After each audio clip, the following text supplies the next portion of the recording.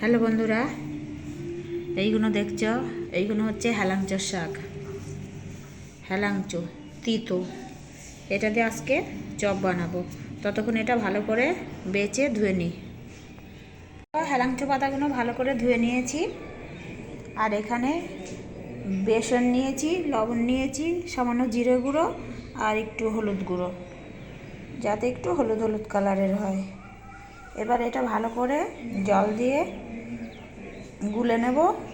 তারপরে এই পাতাগুলো এর মধ্যে ডুবিয়ে ডুবিয়ে, এই যে গ্যাসে কড়াই বসিয়ে দিয়েছি, কড়াইতে তেল দিয়ে দিয়েছি, এবার ভেজে নেব।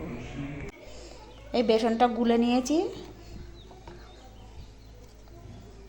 এবার এই হেলাঞ্চো পাতাটা ভালো করে ডুবিয়ে নিলাম।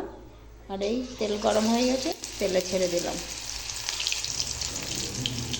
এবার এরকম করে সবগুলো ভেজে নেব, ততক্ষণ সন্ধে থাকো। এবার দেখো কড়কড়ে করে ভেজে নিয়েছি। এবার কুড়মুড় করে খাবো। এটা ডালের পাতে খেতেও ভালো লাগে, শুধু গালে খেতেও ভালো লাগে। আর যে সমস্ত বাচ্চারা তিতো খেতে চায় না, তাদের জন্য এইভাবে যদি করে দেওয়া যায়, তারা খুব সুন্দর খাবে আর খেতেও খুব টেস্টি আর খুব ভালো লাগবে। তোমরা করে খেয়ে দেখবে, কমেন্ট করে জানাবে। নমস্কার।